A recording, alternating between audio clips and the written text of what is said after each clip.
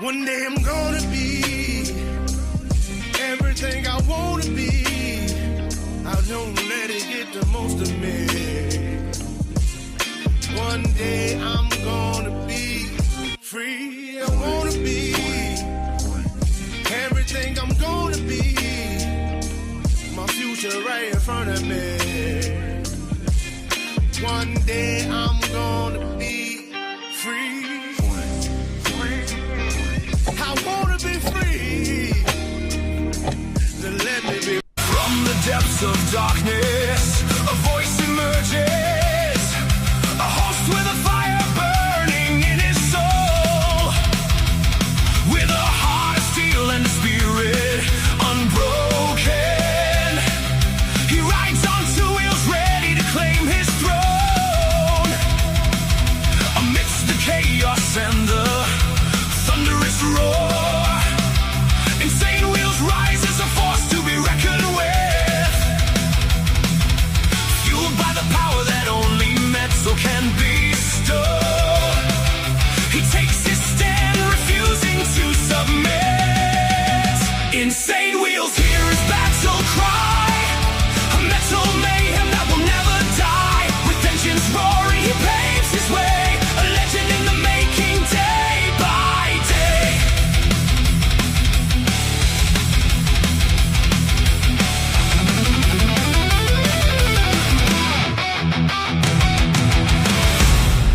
Wow. Good morning, ladies and gentlemen. What a beautiful Friday. It's a Felony Friday. Let's get it. It feels ultra good to be a G. All right, listen up, ladies and gentlemen. We got a lot to discuss this morning, as you guys can see. Iran ceasefire extended, and we're going to get into what that actually is and what the deal is regarding the whole Iran ceasefire.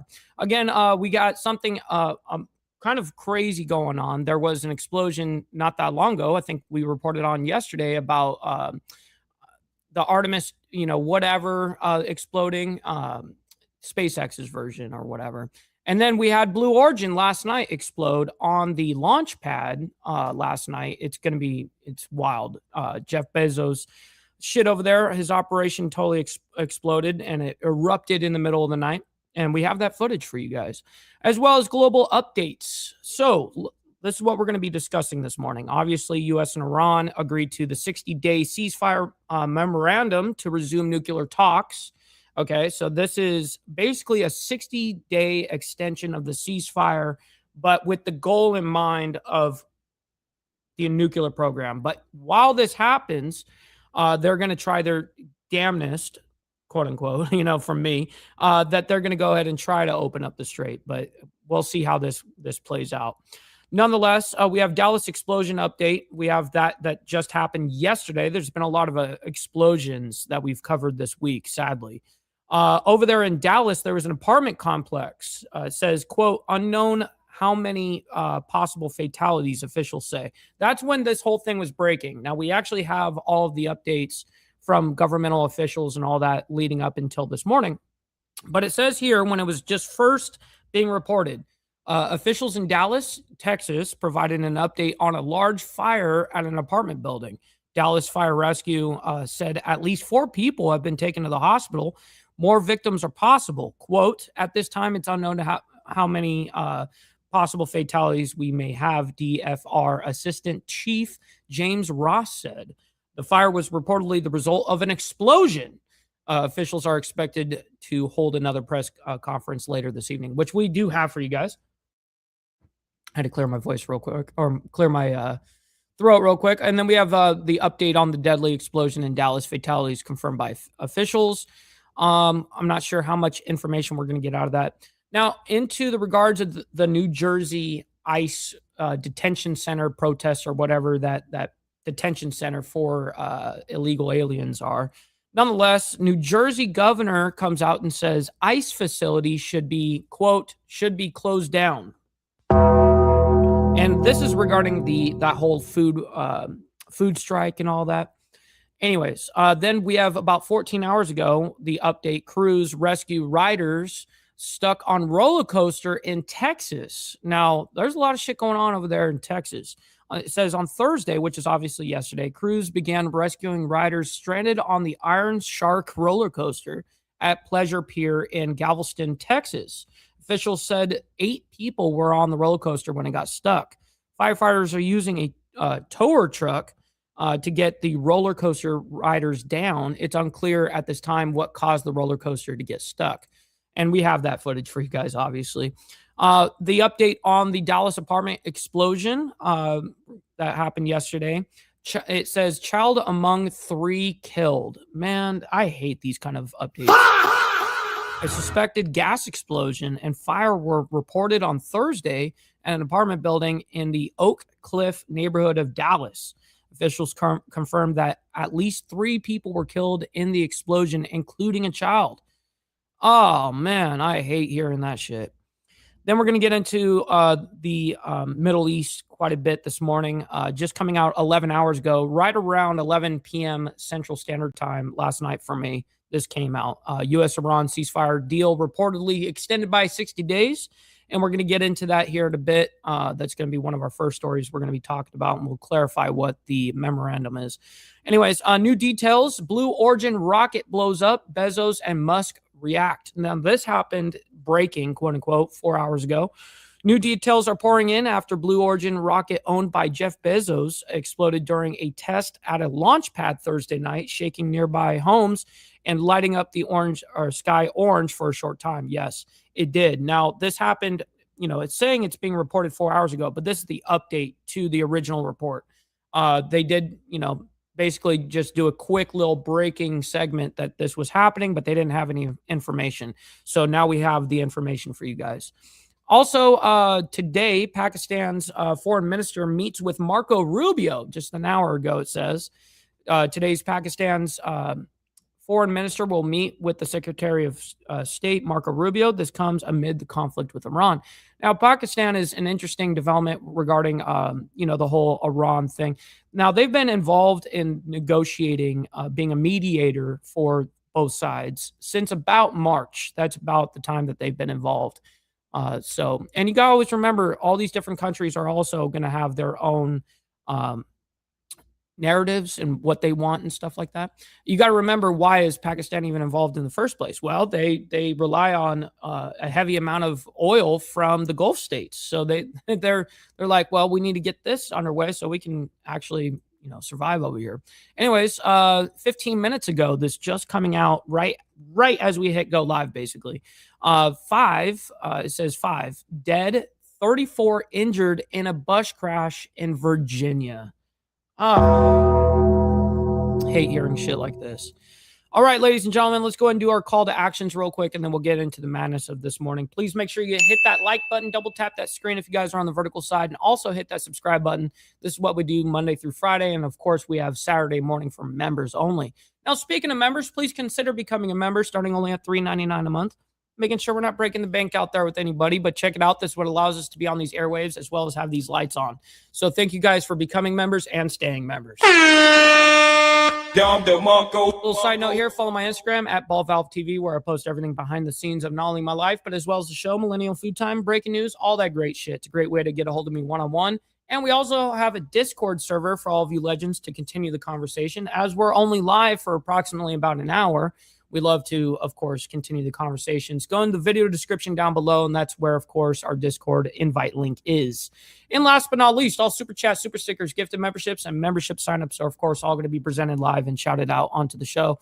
But if you guys would like to skip that YouTube 30% brutal cut that they take from your hard and cash, we have these platforms that are scrolling around the screen. And, of course, at any time, you guys can donate to those. And I get 100% of the proceeds. And, of course, I'll read out loud anything that comes our way, just like a normal super chat. All right, so we've got our email up, and we're always scanning. All right, quickly, we're going to say hi to a few of you guys, but we got to get right into this because we do have a lot. We got TVT as well as Charlie Rose. Good morning to you guys. We got PJ420. Yes, sir. We got Gary as well. TVT up there in Canada. We got Steve Easy. Yes, sir. Good morning to you. We got Rabbit of Chaos as well. Sick Bastard, good morning, kind sir. Always appreciate you. We got Warliner as well. Good morning, kind sir. We got Tony as well. Good morning, good morning. We got 5150 Boomer in the building as well as Wildcard. Good morning to you guys. We're scrolling down as fast as humanly possible. Wildcard, my man. All right, we got Virginia Chaos and Josh Phillips. Yes, sir. We're always trying to stay grounded. All right, let's go ahead and bring up this very first, topic of this morning. The very first story we're going to be presenting. U.S. and Iran agreed to 60-day ceasefire memorandum to resume nuclear talks. Needs Trump approval. Now, this needs approval on both ends. Let me explain why it's like this. People probably watched this yesterday a little bit and heard the news on social media, whatever, that this is going on. But it needs Trump's signature. Well, it actually needs both sides' signatures. It's not just Trump that needs to sign it, and it's not just the Ayatollah that needs to sign it, basically, right? So basically, what it is the negotiators, people like Steve Witkoff and the negotiators on both ends agree that they can go back to their president, their Ayatollah, their whoever, right? And they can say, we can work with this. And so that's when they bring it back. That's why we were waiting on the whole, like, well, we don't know what Trump is going to do with this, and we don't know what the other side's going to do with it either. So that's something to keep in mind. Anyways, here we go. Question, and as we know at this point, that is the focus point. Now, also, you have the situation in the Strait of Hormuz, where part of that memorandum of understanding would have to involve reopening the Strait of Hormuz for exactly. travel. You've also heard a lot from President Trump and other officials talking about the fact that Iran and other countries could actually be charging tolls to some of these different countries that are trying to make passage. That's going to be a sticking point as well. Well, that's going to be a problem, because if you're sending out, if you're charging a toll to go through, obviously that means that you control that whole thing. That's yours. But unfortunately for Iran, it is not theirs. No strait or waterway like that is actually owned by them and operated by them. It's an international waterway. So anyways. Well, again, Ryan, there is so much to this, and it's just kind of the first we're really hearing about this. Oh, wow, Steve, Axios, congratulations. Just from a few sources, but other people working to confirm that. Mr. Al Patterson, good morning to you, kind sir. As well, as we get more from Fox News, the Associated Press, all of that, we should slowly get more details. And as you mentioned, we do expect at the White House press briefing that there is going to be a lot in the way of questions to Treasury Secretary. Texas Gidget, good morning to you as well. Sorry for the quick pauses as we begin the show. Of course, a lot of people come rolling through, all the legends. Terry Scott Bessent about the potential for this deal. And it's interesting because we're talking about the Treasury Secretary. We're not talking about some of the others who have hosted these. Vice President Vance, Secretary of State Marco Rubio. We're talking about the Treasury Secretary. So I'm sure they'll be prepping him to answer these questions. Right. And apologies, Josh. We had some mic issues when you first started talking. But at the same time, we've got the sources confirming this information to us here at Live Now that the 60-day memo of understanding is in fact part of the deal. It just depends on what President Trump is going to do in terms of signing it off. Now, like you mentioned, Sterling, my man, good morning to you, kind sir, as well. The all you legends. Portion of this is going to be the easy part. Extending the ceasefire for 60 days. I think both sides want that. It's something that both sides have been working for. But it's the second part of this, which is that they are agreeing to launch negotiations on Iran's nuclear program, and that is it's exactly. It's a 60-day memorandum of understanding that we're going to basically at the end of the 60-day thing extension, we need to make sure that we are negotiating in the regards to your nuclear program. That's what it is. Now, if this goes the way it's supposed to, they would open up the strait and then we would negotiate for the next 60 days on their nuclear program. Well, unfortunately, that's not really how that shit happens. What ends up happening is ceasefire, extensions happen. And then it seems like now it's like, oh, now we can breathe. And then everyone kind of chills out for a second. And the truth be told is it always seems like the last 3 days left of the extension is when they're actually trying to negotiate something. And when you negotiate on time restraint like that, it's near impossible, So hopefully they actually take the 60 days to actually negotiate something regarding the nuclear program over there in Iran. Is the area both sides are still very much far apart on. Yeah, and like you mentioned there, it's interesting because that has also been one of those two sticking points from the beginning. President Trump, Secretary Rubio, they have said that Iran cannot have a nuclear weapon. And at this point, Iran has said all of those officials who are in charge, so to speak, of the Iranian regime there have said that they are not willing to give up those nuclear weapons. They are not willing to give up their nuclear program or their enriched uranium. And there's also been reports that have been surfacing over the past several hours from several different media outlets over there in the Middle East that essentially Iran has said that it's willing to give some of its enriched uranium, if not all of it, over to China to hold on to. And of course, we know President Trump was just there. Yeah, Trump was like, well, the only thing that we're going to do is we're either going to destroy it there where it stands, or we're going to take it and destroy it. In China to meet with President Xi Jinping. That was a huge topic of discussion as to whether or not China would be willing or able to hold on to that enriched uranium. So we're going to see. Yeah, no kidding, Wildcard. That's a very good point, actually. He says, I don't understand what's being negotiated. Trump said absolutely no nukes. There's no negotiation here. Yeah, and that wild how that, you know, no matter, even if we're holding that stance, it's still going to be a negotiation no matter what. Also, it correlates as well as to the rest of the region, too. Exactly how that plays out. And again, a lot of questions there for Secretary Bessent during that White House briefing coming up in just about an hour or so. And what's interesting, too, is, you say that some of that information is coming from reports in the Middle East, and some of this is getting put out by Iranian state media. And the Trump administration, I believe it was yesterday, really started to push back on the information that's coming out of Iran, particularly with their state media saying. I would assume why this is enticing wild card. I would assume. I don't actually know, so I want that to be clear.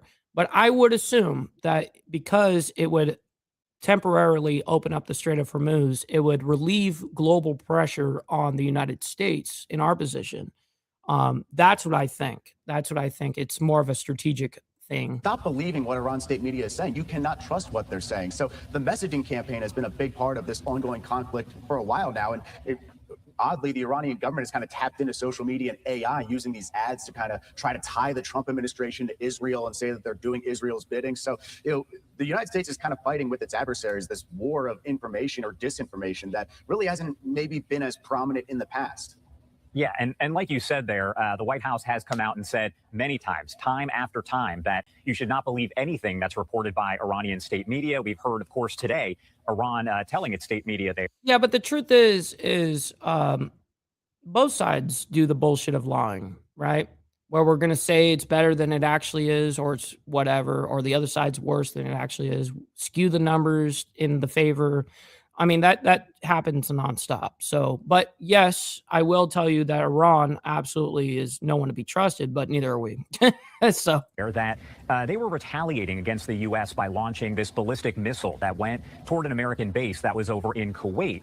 And we heard from the White House, they said, yeah, we're going to sort through all this information, but do not believe what the Iranian state media is saying. Check with the White House, check with the different officials there. That's been a common situation that's played out, not just since Operation Epic Fury began, but for years. What's up, Mr. Jack Telcott? My man, good morning to you and grand risings, blessings. Years and years under the current regime there in Iran. That is something that they have been dealing with. That's misinformation, disinformation, bots that are over on social media, people who are creating fake accounts and providing information that's just not true. So again, we're getting these reports about this potential deal being reached, but really at best, it is a memorandum of understanding to further discuss the nuclear program. We're not talking about a deal where this is approved and signed by President Trump and all of a sudden this war, so to speak, is over. That's not how it's going to work. There still has to be further discussions. We also know there's multiple step-by-step process to get to the point where we're at an understanding and there's no more rockets going and missiles or, no more drones, no more mines in the strait. Yeah, we've got a long way to go. That Pakistan's minister there is going to be meeting with Secretary of State Marco Rubio tomorrow over in Washington. He is the foreign minister, and he's heading over from Islamabad over to Washington. So we'll see kind of how that plays out. Not sure if there. Oh, shit. Sterling will. He said he paid his child support, and he said that you guys are going to have to get your own memberships. But then he was like, you know what? We've got to give out at least one. Thank you very much for that, Sterling Wheel, my man. Thank you for showing love and also helping out someone in the IWF as well. Let's get the money part over with. All right, just get the money part done. And of course, it would glitch. Let's just. All right, just get the money part done. Give me money. Money me. Money now. Me a money needing a lot now. Now that's a W. I can get down with that kind of propaganda. All right, here we go. Let's get back into this. Be a news conference, anything like that between them. But again, Pakistan acting as a mediator there between the U.S. and Iran as the conflict goes months and months in length. And we're expecting, wow, like you Gary. mentioned, we've been teasing this briefing involving Secretary Bessent here around 2 o'clock. Maybe we'll get started a little bit later than that. But with this being the Treasury Secretary, a lot of the questions, or at least a lot of the ones that he'll be able to answer, related to oil prices, the Strait of Hormuz, what's going to happen there, and if this understanding and agreement is going to have anything to do with that specifically. Yeah, and I want to pull up this post that we actually read earlier when it came in. Pulling it up on my phone right here, but it's from Treasury Secretary Scott Bessent, and it says, this is related to Iran. It says the United States government will not tolerate any effort to impose a tolling system in the Strait of Hormuz. Of course not. Oman in particular should know that the U.S. Treasury will aggressively target any actor. Now, the warning from the United States, basically from Trump to Oman, is, hey, as soon as this, kind of gets under control here, I don't know why he automatically came to the conclusion of, hey, Oman, you're not going to charge a toll for these ships. I'm not sure, but maybe obviously there's been discussions, at least talks. There had to have been for Trump to say that and reply that way, because I really didn't see Oman to really do that. But it's interesting that that is something that is being talked about, because no one's going to be charging no fucking toll. That's what's going to happen. Nobody is involved directly or indirectly in facilitating tolls for the strait, and any willing partners will be penalized. All nations should reject outright any efforts by Iran to disrupt the free flow of commerce. Tehran's days of terrorizing the region and the world are over. That is important because we heard President Trump say, just about 24 hours ago, that we could essentially destroy Oman if they are working with Iran to collect tolls there in the Strait of Hormuz. Secretary Bessent obviously has a lot of that knowledge on Iran and has now put forth that statement to say Oman better not be charging folks tolls working with Iran, or else there could be another problem altogether. We could see another situation like Operation Epic Fury, but but over there in Oman as well. Yeah, a lot to follow. We appreciate you, Josh. Yes, and so let's go ahead and exit out of this, and we're going to move on into Dallas, because we've got a lot to report on Dallas that happened yesterday. There was an apartment complex that unfortunately exploded. There was an explosion. They're thinking it had to do with something like a gas leak of some sort, but nonetheless, it does say unknown how many possible fatalities. Now, this is when they were first breaking the story kind of thing. And then we do have the updates on those numbers, those said numbers, a little bit. So we've got 3 parts to the entire Dallas story this morning. We're going to be playing the first 2 because we do everything in chronological order to bring us up to current time now. So let's go ahead and bring this up, and we'll start with the very first breaking of it yesterday. Let's take a listen at this press conference. And this is not the breaking like, hey, this is happening, but this is like the very first time that governmental officials are coming out and speaking. So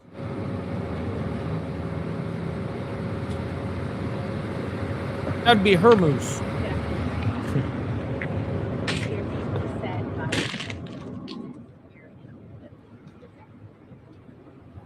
What's up, GEG? You can't hear this bitch. To the scene to There we go. contain the fire. Our Dallas Police Department is here as well to provide support here on the ground. I want to give a special thank you to our Chief of Public Safety, Dominique Artis. I hate when they go on the super long diatribe of like, I want to thank this person, I want to thank this official, I want to thank this official. Everyone's like, no one fucking cares. Just get to what is happening. Family Reunification Center has been set up at W.H. Adamson High School. Our prayers are with the many families who are affected by this event. Our prayers are also with the entire Dallas community during this time. We will continue to provide you with updates as more information becomes available. Now at this time, I'd like to turn it over to our Mayor Eric Johnson, for some remarks. Thanks, Kim. I want to Look at that hat. encourage our entire city. He almost, I mean, he may rock this all the time or something, but there's just something about it that don't look completely right. You know what I mean? Like, you don't always wear that shit. This entire state, the entire nation, to come together and pray for all the people, all the families who are affected by this tragedy. We are experiencing here today in our city. We ask everyone, please pray for our Dallas Fire Rescue personnel who are still fighting this fire. They do an amazing job under very, very difficult circumstances like this, and we just pray that they will be safe while they try to save and help every single person that they can affected by this. I'm joined here today by the councilmember for this district, Chad West, and Councilmember Maxie Johnson. I just want to say that we are going to do every single thing we have to do and that we need to do to make sure that every affected family by this tragedy gets what they need. So you have my commitment that we will do whatever we have to do to make sure that these folks are okay. But the most important thing right now is that we come together as a community and that we pray for everyone's well-being. At this point, Look at that apartment complex. So the one obviously next to this big building is where they're firing all that water onto, and it went all the way down to the ground, went down to the bones. Dallas Fire Rescue Chief Russ to address any other issues. But I just want to say that today's tragedy, first day of summer after DISD just let out yesterday.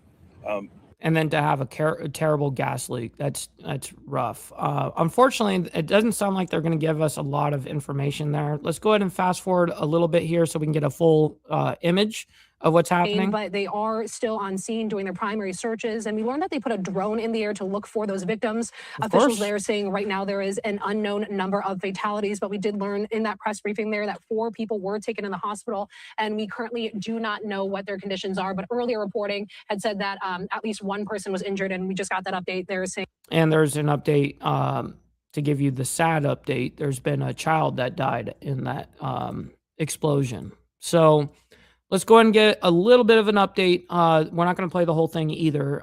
Deadly explosion in Dallas regarding that whole thing. Fatalities confirmed by officials, it says. That's the title of this report. Let's go ahead and figure that out together here. Go out live right now to officials. They're giving the latest updates. Well, we'll hear the first monologue and the answers that they're going to give out to the people. The fire. Can't hear her. After we give you an update tonight about what is going on. And I first want to introduce you to our city manager, Kimberly Bizor-Tolbert. Thank you so very much. We are She's back. Definitely saddened about what has happened today in this Oak Cliff community. There are several supporting organizations that we want to take the opportunity to thank. Oh my God, they always do this shit. Can you guys, that's one thing that needs to stop. All these like, hey, I need to thank this. Not, fuck that. Come on, man. Get it together. Organizations and agencies working together. And so we are truly.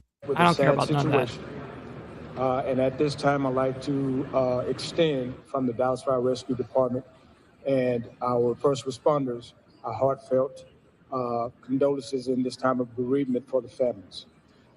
We responded to a gas leak, reported gas leak. Our first responders, while they were en route to that gas leak, a subsequent explosion. So they are confirming that it was a gas leak was the cause, or I wonder how it actually ignited though. First responders, while they were en route to that gas leak, a subsequent explosion occurred. They called for the cavalry and called for an upscale response. And where a 1-alarm structure fire was transmitted, and it was immediately struck into a second alarm. We had the cavalry coming and help coming, but the explosion had already taken place. We, as first responders, it doesn't sound like it imploded. It sounds like it exploded, which is 2 different things. But yeah, there was a gas leak, and it sounds like that it exploded. You know, it caught some sort of. Whether someone was cooking or lighting a cigarette, whatever, boom, now it goes up. This priority is life safety and the preservation of life. And so we take this to heart. We're very humbled by today's occasion. We don't take it lightly. However, there is still work to be done. So at this juncture, we have gone from rescue mode to recovery mode. We are still actively in recovery mode, and we may be in this mode for the next 2 to 4 hours, maybe extending this operation even beyond that. So at this time, that's what I have for you, and we will update you. I have to get back to our incident to continue to lead our guys and also take care of bringing this incident under a close. Thank you very much. So do they get to the actual victims here, the numbers, Assistant Chief Payco. because we still have the next update, which I think actually gives us the full numbers. But I do want to see what their initial report was on Dallas this. Fire Rescue. We understand that this is a very challenging and expanding incident, and on arrival, our firefighters took great action in what they did. We thank them for what they were able to do and their continued efforts.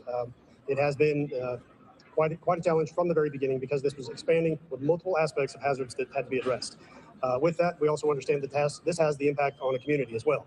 So we do ask for additional prayers and thoughts through the community. Hell yeah, VC. I very much appreciate that. I would like to thank Mike for this news. I'd like to thank his internet for allowing him to broadcast it. Me too, dude. Trust me.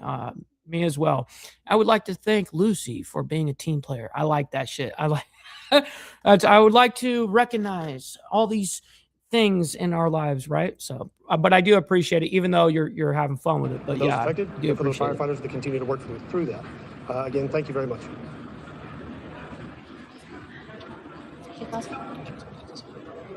Assistant Chief Russ, also like to thank all the outside agencies that contribute to this incident as we continue to go through our recovery phase, and just think that the citizens of Dallas are blessed because we have multiple special teams in the city that usually. Yes, that's cool and all, but can we get some numbers? That they will bring this to a closure. So with that, I'd like to thank everyone for coming out. We're going to just take a couple of questions. No, we don't need to do that. We have the update, so no need to waste time. But first, as we do everything in a chronological order of stories that are happening within basically the last 24 hours, bringing us up into current time. So first, we got to bring our attention over to New Jersey. There was a New Jersey detention center for illegal aliens over there, and used by ICE. It's an ICE facility, right? Anyways, but it's not like a governmental owned. It's like a privately owned, and that's one of the arguments or whatever. Supposedly, I don't know. Anyways, New Jersey governor says ICE facility, quote unquote, should be closed down. Let's go ahead and bring that up. But first, let's go ahead and embrace our fuck ups first. Don't beat yourself up over past mistakes. You are going to fuck up again in the future, quite possibly in a most spectacular fashion. Why worry about yesterday's fuck ups when you have tomorrow's fuck ups to look forward to? You are a fuck up, and fucking up is part of your growth process. Embrace the process. Embrace those processes. All right, let's go ahead and do this. Welcome back into Live Now from Fox. I'm your host, Anna Marsick. Before the break, we are bringing you this live look. They're out of New Jersey as these protests have been going on. Anti-ICE protesters and federal agents. How many women are out there? It's just women and a whole bunch of weird Antifa gay boys have been squaring off all week long in front of an ICE detention facility in New Jersey after reports. This is like their 6th or 7th day of demonstration of doing this. They're calling it a hunger strike. Inhumane conditions and a hunger strike inside. Fox's Chelsea Torres is joining us live in New York with the latest. Chelsea, those protesters and Democrats say it's a dire situation, but the Trump administration is really pushing back. Yeah, that's right, Anna. You know, the Department of Homeland Security says that they are in federal compliance and insists that detainees are getting the required meals and health care. But earlier today, New Jersey Governor Mickey Sherrill says that she has her doubts. We just had advocated for, we've been working since yesterday to get our health inspectors in there, given all of the concerns. Can we get volume? Now, late this afternoon, we did get a statement from Governor Sherrill that inspectors only got limited access to the facility, and their report is coming later. Now, meanwhile, last night, DHS says... Yeah, Boomer, I got you. Why are you gay? You are gay. 100 protesters gathered outside Delaney Hall, the ICE detention facility in Newark, New Jersey, and federal agents are outside keeping those protesters back. Even Fox crews were there as scuffles broke out between protesters and officers. At one point, agents shoving protesters. Those who showed up claimed they've heard about inhumane conditions inside the facility. One Democrat even saying detainees are getting food with worms in it, prompting a hunger strike. With worms? Okay, the actual thing that's going on there is there's a few individuals in there, I would say a handful, that want to eat their ethnic food from their country, and that's what they want, and they're not getting that. Yeah, you're in an ICE detention center. You're probably going to eat, just the basic shit to get you by. But yes, and I would agree, if there is some fucked up shit on a humanitarian level, if it's like unsafe food for them to ingest, of course, that would call for a reason to do a hunger strike. But the truth is, I really doubt, from the reports that I've been studying on this whole thing, that has actually been happening. So. Strike among some detainees. Now, DHS is dismissing those claims, and this morning, the head of Homeland Security defended the federal effort. We're not providing luxury housing. What we're doing is we're providing a sanitary place for them to be detained. Remember, we're detaining murderers, we're detaining rapists, pedophiles, drug dealers, gun traffickers. No, they're lying about the worm thing. They said a Democrat, meaning one of the. I'm assuming probably a governmental official that has been going in and out, watching and being a part of this whole thing. They said one Democrat even claimed that there was a worm in one of their food. That's a fucking lie. I can guarantee that. I'd like to see the picture of that. I'd like to see footage of that. But you're not going to see that because it didn't happen. Now, if it did happen, honestly, then of course, yes, these motherfuckers should be held accountable. But that's not happening. It's lies. I mean, we have some real serious criminals there. Plus, every one of them broke the law. That's why they're there to begin with. And we're providing them 3 meals a day. We're meeting the calorie standard. We're not providing. And DHS Secretary Mullins says that if these sanctuary cities won't cooperate with federal immigration officers, his department will look into halting customs processing for international travelers flying into those cities, claiming that customs officers could be used elsewhere. Anna? All right, Fox's Chelsea. And we're going to be following this. So much that is our latest update on the whole New Jersey protests that are going on, the strike, the hunger strike, I should say. Anyways, we got an update here. Cruise rescue riders stuck on roller coaster in Texas. This happened yesterday afternoon. So let's go ahead and bring this up quickly. It's a very quick report. Austin, Westfall, we work with live images and we take images of breaking news situations and live scenes across the country. How many people have been to the Galveston, Texas area? How many people have visited Pleasure Pier? How many people have ridden Iron Shark at Pleasure Pier? Well, Damn, that's a very good point there, Steve. He said, I ate prison food for years. I never seen these fools come protest for me, and I'm a citizen. That's hilarious, yo. That's crazy. What up, Brown Chicken? Good morning to you, by the way.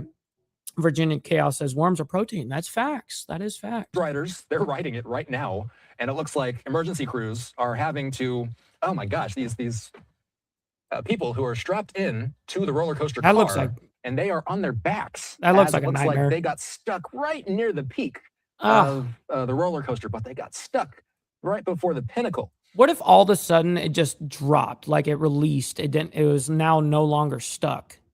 That would be a fucking nightmare too. Of the Iron Shark. Again, so just to reiterate, this is the Iron Shark roller coaster.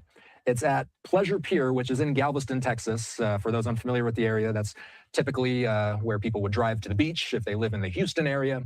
So it looks like there is an ongoing effort to rescue these people who are in a pretty scary awkward situation here. Yeah. Certainly, we'll keep eyes on this image as the night goes forward. Looks like they're just beginning to get some of the people out of the back row of that car. They still got about 6 more people left that are strapped in there. So what a nightmare. This is something that we'll have to continue to keep an eye on as the night moves forward. Looks like wow, look at that bend that it does. Shit. They're going to have to be pulling these people down one by one. And again, this is a live look at, I'm being told, the Iron Shark coaster at Pleasure Pier in Galveston. Man, that does look like a lawsuit, BC. No kidding. A lot of the things we're presenting looks like lawsuits, to be real. Anyways, speaking of lawsuits, I'm sure there's going to be lawsuits going into this next story. And obviously, we've been talking about the Dallas apartment explosion. We're going to give you guys our latest update on that. So it says Dallas apartment explosion, child among 3 killed. It says a suspected gas explosion and fire were reported on Thursday in an apartment building in the Oak Cliff neighborhood of Dallas. Officials confirmed that At least 3 people were killed in an explosion, including a child. Crews are expected to remain overnight to continue recovery efforts. Residents who have been displaced will be provided hotel accommodations for the night, for a singular night.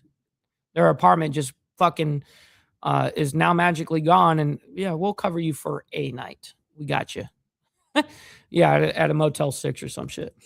Probably, right? So anyways, let's go ahead and bring this up. Okay. We here at Live Now want to take this uninterrupted, so let's listen into this press conference live in the Dallas area. And we're not even going to listen to the whole thing, but we'll get the main monologue. Yeah, sure. Okay. Jason Evans, JASONEVANS, Dallas Fire Rescue Public Information Officer. What's up, Frank? I'd like to thank you all for your patience, allowing us to get our heads wrapped around everything that's been going on. It's been a very busy afternoon going into the evening. A lot of emotions swirling around the scene, but more importantly, a lot of people impacted, residents impacted, families impacted, be it by just damage alone, the emotional trauma, people being injured, and people losing their lives. All that said, we wanted to come and give you Yeah, that's like straight out of FEMA. You know what I mean, Steve Easy? Straight up. Update with the latest information. Right now, we are still in the recovery phase of the operation. However, we have joined that with an excavation phase of the operation, and the hope with doing those simultaneously is to not have us out here as long as we would be otherwise. Basically, we have had heavy equipment come to the scene to help us tear down part of the building that was still standing on the backside of the structure. Yeah, there wasn't much. There was not much before they came in and got the little bit left. Referred to as the Charlie side. While that's happening, we will have personnel using hand tools and their hands to actively dig through the debris to make sure that there are no additional victims. At this time, we can confirm that there have been 3 fatalities. Going through by hand, picking up, moving debris and burned shit everywhere, and oh, what a nightmare. And then to like uncover human remains. I mean, that's terrible. 3 people located inside the debris. That's what he just said, is 3 people were located inside of that debris. I'm surprised it's not more so far, but right now it's 3, and one of them unfortunately is a child. 2 females and 1 child of unknown gender. She's right here, Frank. She's on the vertical side. As far as the injuries go, there are still the 3 that were transported to local hospitals. One of those transports is in critical condition but stable. The other 2 either have been released or will be released by night's end. We also found that there was an additional self-transport for a total of 2 people who self-transported to the hospital. Both of those individuals had minor non-life-threatening issues that have been addressed at this time. Despite our efforts to make it through the debris as quickly as possible, we will have a presence on scene for the next 24 hours. All right, so that's about the only information we're really going to suck out of this. Now, let's get these images, these original images of this happening. Look down here. Look at that. We do not. It's a pretty fairly big apartment complex. I'm just glad that it wasn't multiple stories. It looks like a single or a double story, I should say. It is a double story, but it doesn't look as tall as like this other building over here, which is, maybe 4 or 5 more stories. I don't have any information with regard to residents accounted for or unaccounted for. And I'll just put it to you this way. Our operation with regard to recovery does not end until the entire building has been searched. All right, so let's go and move on into the Middle East. We have an update. This came out around about 11 p.m. Central Standard Time for me last night. So it says Middle East update: U.S.-Iran ceasefire deal reportedly extended by 60 days. Now we already covered about the whole 60-day memorandum, for understanding to negotiate essentially for the Iranian nuclear program. That's the whole thing. That's the actual holdup on that. So, but we've already explained everything on this. Let's go and see if we can skip through and see if there's any new information through this. And if not, I did watch a very beginning of this, and to be honest, they talk about stuff in the Middle East that we already have talked about. But let's go ahead and see if we get any demonstrations here. It looks like we're going to get one right here from our buddy here. So it's very difficult to pinpoint specific activity, but I will say that where the main bulk of activity in the last 48 hours has been in two areas that are really at the heart of some of the violence between the sides. One of them is in the Bandar Abbas port. The Bandar Abbas port is this port over here, and essentially it is the most important maritime location of the Iranian Revolutionary Guards. It is the port, if we look at it, it is the chokehold over the Straits of Hormuz, and that is where the Revolutionary Guards have massive amounts of these smaller boats that they're using to attack larger vessels and missile arrays and all kinds of other facilities. That is what the United States struck yesterday. Yesterday, there were airstrikes reported, 3 to 4 different airstrikes. Yes, and we reported those strikes going on yesterday. The Bandar Abbas ports. And in response, Iran said that it fired missiles at U.S. bases in Kuwait. So the different area over here. Then today, amidst all of the progress that was made, there was also reports of a U.S. airstrike that was carried out in the areas of Bushehr. So again, it's hard to identify between these different red dots, which might have been the airstrike from today or was previously before the ceasefire. But it's an area that has been attacked many times in the past. And among others is because Bushehr is not only a very big industrial zone of Iran and the Revolutionary Guards, also has a nuclear facility there. So that area was struck by the United States today. This came, some said, in retaliation. Which was obviously yesterday. They're speaking at super late at night. They're talking about 11 o'clock at night. So that's why he was speaking about, quote unquote, today. There's been no strikes that's been reported today, not yet anyways. So Retaliation to Iran. This is in regards to yesterday. Firing at U.S. ships. Some said that the United States struck first, and then Iran fired back. In truth, it doesn't matter at this point. It might matter for historians to determine what exactly happened. But in terms as politics goes, it really doesn't matter at this point who fires first, as long as these things are contained. And that's where we are right now. We're in almost a war of attrition between the sides. You attack me, I attack you. Okay, now we can call it quits until the next time. It's really going to continue with this game every time one of these things is a potential for an escalation. But at this point, yes, there's always at bare minimum going to be the, well, you broke the ceasefire, boom, or whatever, and then there's going to be retaliatory every single time. These are not significant strikes. These are more just each side reminding the other one, I'm still here. I am still very happy to escalate. Don't push me too much. And it's part of... And that's exactly correct. What Alan here was just saying, he's absolutely correct. And stick tactic that both sides are trying to use as the negotiations are, I would say, going on or are getting stuck, depending on which hour we're looking at the reports. All right, so let's go ahead and see if we have any other reports throughout this whole thing. It doesn't. Oh, looks like we may have a little something here. Let's see what's going on. It looks like Gaza. Yes, it is. All right, let's get into the discussions of Gaza real quick. Right here is when they start. In the Gaza Strip, because we did have some movement happen over there in Gaza that we reported on a couple of days ago. So even 63%. So Netanyahu now saying that he's ordered the Israeli military to push to 70% is significant. What's up, Hardwire? My man, good morning to you. But it's more significant in the fact that he's publicly saying this rather than this. I think what he's meaning by 70% is 70% occupation. Being part of an incremental plan as a result of ongoing escalations, declaring that as policy publicly at this point is a way of showcasing several things. First of all, is showcasing that Israel has liberty from the United States to do this. The Israeli government would certainly not say something like that without Trump's approval. Trump is the one that tells Israel, attack in Iran, don't attack in Iran, attack in Lebanon, don't attack in Lebanon, attack in Gaza, don't attack in Gaza. So first of all, Netanyahu is showing we can flex our muscles there.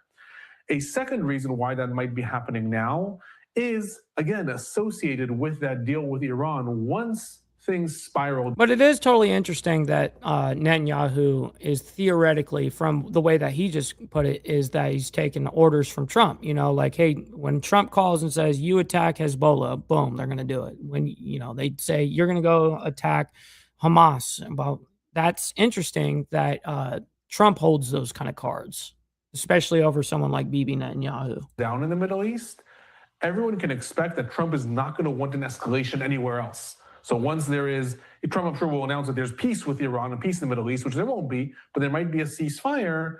Then he's not going to say to Israel, now you can escalate in Gaza. And that's why we're seeing Israel push further into Lebanon and carry out these escalations in the Gaza Strip. Over the last week, Israel carried out 2 major assassinations of the leaders of the Al-Qassam brigades, the Hamas's military wing in Gaza, and then also assassinated his replacement, Muhammad Uda, just 2 days ago. So Israel's carrying out more initiatives at this point.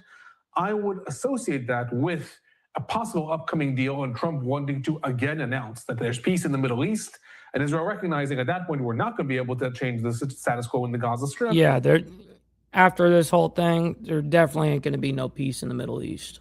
So you have to do it now. Alone, appreciate the insight. How can people keep tabs of your coverage? How can people keep up with you? So look me up on YouTube, the Israel-Palestine Report. We upload constant things. And he is a phenomenal political commentator, by the way, and analyst, of course. Okay, so we've got some interesting developments that happened overnight. You guys may have heard about this on social media early this morning, or if you stayed up late last night, you may have heard about it or saw it. But nonetheless, it says new details, Blue Origin rocket blows up, Bezos and Musk react.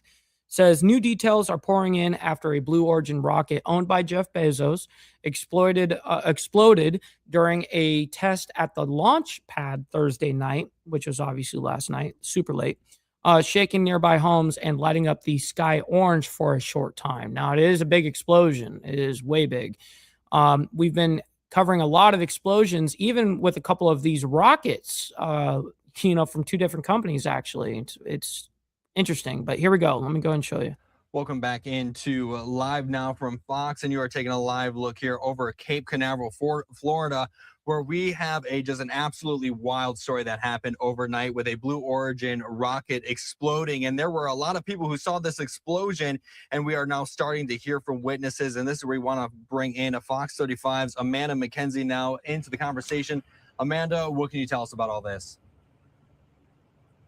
Well, and don't worry, we're about to see the explosion. A lot of folks along the Space Coast had this explosive view of this rocket on the launch pad looking like a bomb had gone off. And Blue Origin is calling the event an anomaly. And fortunately, we can confirm that no personnel were injured. Now, you can take a look at these videos. W that no personnel was injured. Wow. Incredible. Submitted by witnesses showing the moments Blue Origin's New Glenn rocket exploded right on the launch pad during a static test flight. It began as a few bright flashes of light and then a fireball and giant plume of smoke billowing into the air. It was followed by an orange and red hue that splashed across the sky for several moments. Viewers shared these videos with us. Some say the explosion was so bright that it was like the sun coming out. Look at that shit. Jessica's son just graduated, so they're taking proud parent pictures in the water and stuff. And we just heard a big, boom. Sky went orange. It was crazy, big explosion. The whole sky looked like fireballs in the sky. It was cool. So I was outside. It was cool, when it she happened, said. And I can tell you the whole sky lit up a glow. And when I ran out to the beach immediately, and once we confirmed, and first of all, thankful that it almost looked like how an atomic bomb would look. That big mushroom. that everyone's okay and everyone's been accounted for. Look at that from afar. In this close-up video showing the explosion, you can also see small streaks like shooting stars coming out of the smoke plume and bright dust like that from fireworks. Those are pieces of fiery debris. Space Launch Delta 45 tells us debris could wash ashore over the coming days or weeks. Officials say while there is no danger from these fumes or other hazards, they're still advising that if you encounter any of this debris to contact 911 for the proper removal. Reporting live from Spaceview Park, Amanda McKenzie, back to you. I got to see that explosion one more time. Right here.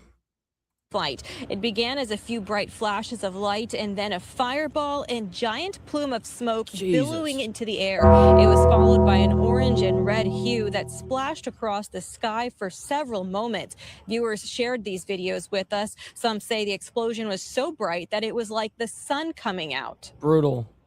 All right, so let's go ahead and move on, though. Let's get into Pakistan. We have just about an hour before we started the live stream. Today, Pakistan's foreign minister meets with Marco Rubio. All right, let's go ahead and bring this up. And real quick, we got Brother So Loud coming in with the super chat, my man. Very much appreciated. The 10 spot saying hit the like on both sides. Why not? Yes, make sure you guys double tap that screen if you guys are on the vertical side. Hit that like button if you're on the horizontal. Listen, you guys don't have to like all the craziness that we present every single day. Because it's all what's happening across the world, but you guys can like it from me and what we do here. So thank you guys for that. Brother So Loud, thank you very much. Let's go ahead and bring this up. 3, 2, 1, bam. Oops. The foreign minister of Pakistan visiting Washington, D.C. today to meet with Secretary of State Marco Rubio. Pakistan's foreign ministry confirmed that news to Reuters and other outlets on Thursday. Now, the visit comes as Pakistan is attempting to mediate a peace deal to end the U.S. and Iran conflict. Ahmad Sharawi is a senior research analyst at the Foundation for Defensive Democracies, joining us now to discuss all about this visit here. Thank you so much, Ahmad, for taking the time to be here with us today.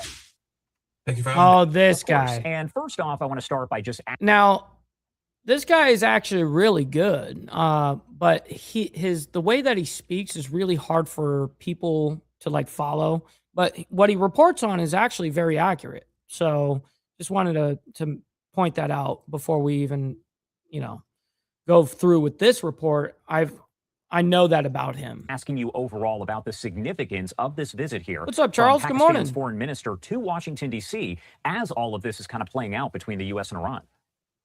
I mean, as you correctly stated, Pakistan has been the primary driver behind this deal. They've been trying to mediate the deal between the U.S. and Pakistan, between the U.S. and Iran. Since March, we saw the negotiation rounds being held in Islamabad following the ceasefire. We saw how the Pakistanis were actively trying to mediate between the two countries 2 weeks into the war. So Pakistan has played... Yes, and Pakistan's, like I said at the top of the whole thing, of this whole show this morning, is that it is interesting that Pakistan is the mediator, and they have been since March. A huge role in the negotiations, and it makes sense. A strong indicator. Where is Lucy? Lucy, where are you? Come here. Where are you at? Come out. She's probably sleeping, dude. Yeah, if she didn't respond to that, she must be sleeping. Visiting Washington, D.C. today, and the fact that there's been reports that a deal has been signed or a deal is close to signing is an indicator of Pakistan's role in this deal and how they've actually tried to bridge the gaps between the two sides. And of course, they have their own agenda in this case. Pakistan borders Iran. It buys a lot of its oil from the Gulf states, and so the closure of the Strait of Hormuz was significant for them. And so, they've been trying their best, and trying really hard to solve this issue so they can, buy more oil and sustain themselves when it comes to their energy necessities.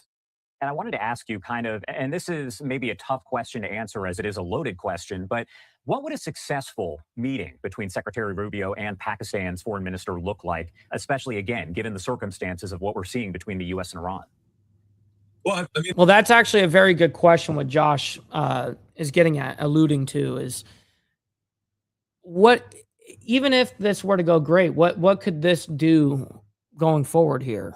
Honestly, what's important here is that if this memorandum of understanding does involve a 60-day ceasefire and a commitment to negotiations to find a solution to the nuclear issue, but most importantly, the idea of reopening the Strait of Hormuz, I think this is what this is what. And he's right. What he's getting at right here is that the big deal on this whole thing would be if this were to go through and they agree on this memorandum.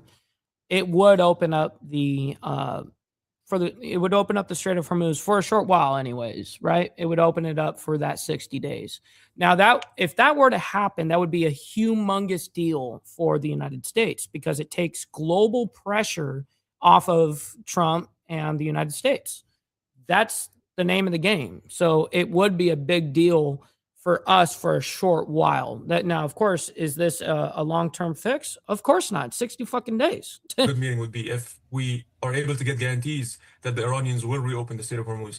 If you remember back in April when the ceasefire was announced, the Iranians the deal was the ceasefire agreement was framed as the reopening of the Strait of Hormuz, and then we started seeing Iran stall the reopening. What's up, Bob, up there in Canada? Good morning to you, kind sir. Hopefully you're enjoying your Felony Friday. Of the Strait until the U.S. blockade in the Strait.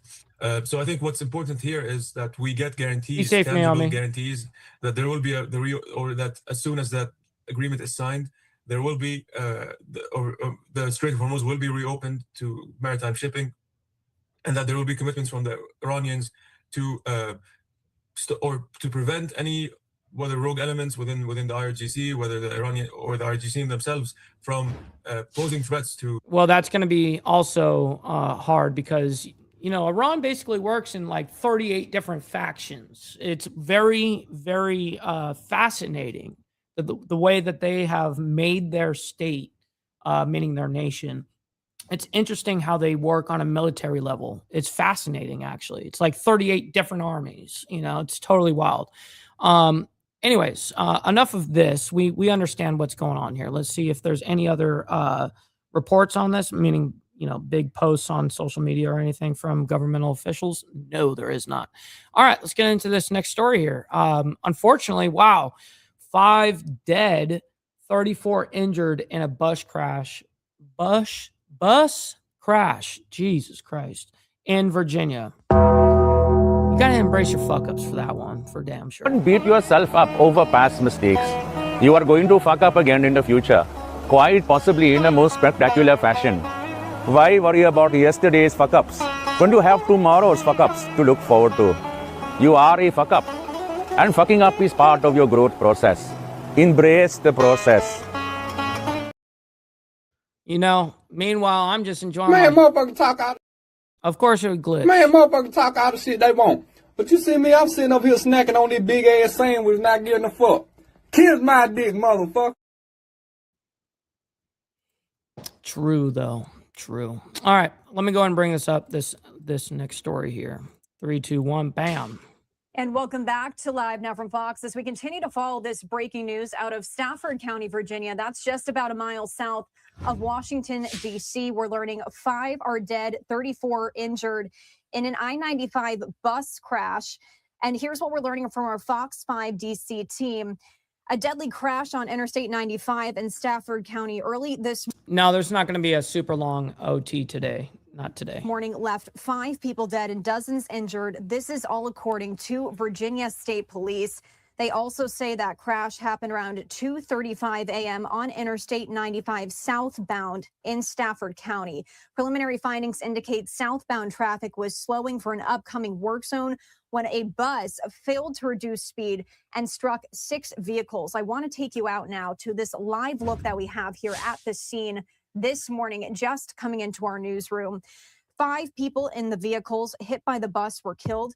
Authorities saying 34 people were transported to area hospitals. 3 of those patients suffered critical injuries. Police say now this investigation is ongoing and charges are pending. As once again, you're taking a live look there at the scene as of right now. And to recap here for you, this bus crash on I-95 southbound in Stafford County, killing 5 people, injuring 34 others. Now state police say the bus failed to slow for traffic approaching a work zone and struck 6 vehicles. Major delays, as you can see, continue on I-95 and Route 1. So drivers now encouraged to use alternate routes here. Once again, this is that live look that we have coming in here. Oh, well, I just, I was mistaken. I guess we're going to be going into a little bit of OT because I just got a report that just came out. It says now Trump meets in Situation Room on Iran. That's a big deal. From our Fox 5 DC partners, and there on your screen, you can see that bus. This is a developing story. We'll continue to bring you updates here on Live Now from Fox. But once again, this information that we are just getting in here, we do know that Virginia State Police. What's up, Crystal Kitten? Good morning. This crash all happened very early this morning, around 2:35 a.m. Preliminary findings indicating southbound traffic was once again slowing for this upcoming work zone. That bus failing to reduce speed, hitting 6 vehicles, 5 people in the vehicles hit by the bus were killed. We'll continue to follow this story for you here. What a miserable situation. Absolutely miserable. All right, let's go ahead and bring this up. This is just coming out. This is breaking right now, ladies and gentlemen. If I had a breaking news screen, I would use it right this second. But nonetheless, this is breaking. We do have some breaking news we're following here as President Trump now meeting in the Situation Room amid the Iran conflict. This was just posted here. And again, for some context, U.S. and Iran reached a memorandum of understanding at extending the ceasefire for 60 days and launching Iranian nuclear negotiations. But that plan needs President Trump's final approval. But the White House posting this, saying Iran must agree that they will never have a nuclear weapon or bomb. I will be meeting now in the Situation Room to make a final determination. So this is just coming in here to our newsroom. Oh, shit. President Trump also sharing a statement here on Truth Social. Pretty lengthy, but I do want to read it to you in full.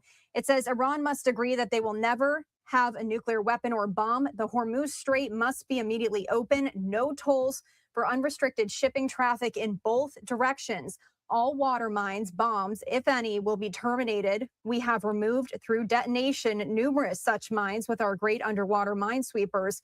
Iran will complete the immediate removal and or detonation of any mines that are left, which will not be many. Ships caught in the strait due to our amazing and unprecedented naval blockade, which will now be lifted, may start the process of heading home. Say hello to your wives, husbands, parents, and families from me, your favorite president. The enriched material, sometimes referred to as nuclear dust, which is buried deep underground with virtually collapsed mountains caused by our powerful B-2 bomber attack 11 months ago, sitting on top of it, will be unearthed by the United States, which it is agreed is the only country, along with China, with the mechanical capability of doing so, in close coordination and conjunction with the Islamic Republic of Iran, plus the International Atomic Energy Agency, and destroyed. No money will be exchanged until further notice. Other items of far less importance have been agreed to. I will be meeting now in the Situation Room to make a final determination. Thank you for your attention to this matter, President Donald J. Trump. So once again, as we've been saying here, President Trump signals he is about to approve this Iran deal. We do have a live look outside of the White House, a media stakeout here to see if we're going to get any updates here from the Trump administration as President Trump once again now meeting inside the Situation Room to discuss this. Also of note here is Secretary of State Marco Rubio meeting today with the Pakistani Deputy Prime Minister and Foreign Minister in Washington, D.C. And Pakistan has served as a key mediator in talks between the U.S. and Iran, the two sides trying to reach that deal to end the ongoing war in the Middle East. So once again, President Trump now meeting there, and he says that he is going to make a final determination after that memorandum of understanding was reached. We've been waiting to see when President Trump was going to make a decision on this. It appears that might be happening right now here at the White House. We're going to continue to follow this breaking news here for. And of course, that is the last of it. That is breaking as of right now. And so I can't give you guys any further, that's it. That's where it goes. Listen, ladies and gentlemen, I can't thank each and every single one of you guys enough for showing so much love, engagement, all of it. Hitting that like button, double tapping that screen on the vertical side, becoming members, donating to the stream, super chatting, cash app, all that shit, man. I'm very honored with all of you. Listen, we're going to be raiding our buddy Chatting with Stacks. Make sure you guys let him know we're coming through with the Mike Ball raid. So stick around for that. And listen, we'll be back tomorrow. We will be back tomorrow morning, but it's going to be for members only. So for you guys that are members, make sure you guys show up for tomorrow morning, 10 a.m. Central Standard Time, 11 a.m. Eastern for members only. We have a great time. We don't discuss any of this shit. We actually have a good time. So anyways, with that being said, much love, honor, respect to all of you legends, and we'll see you guys here very soon. God bless everyone. Be safe. Enjoy your weekend. From the depths of darkness, a voice emerges.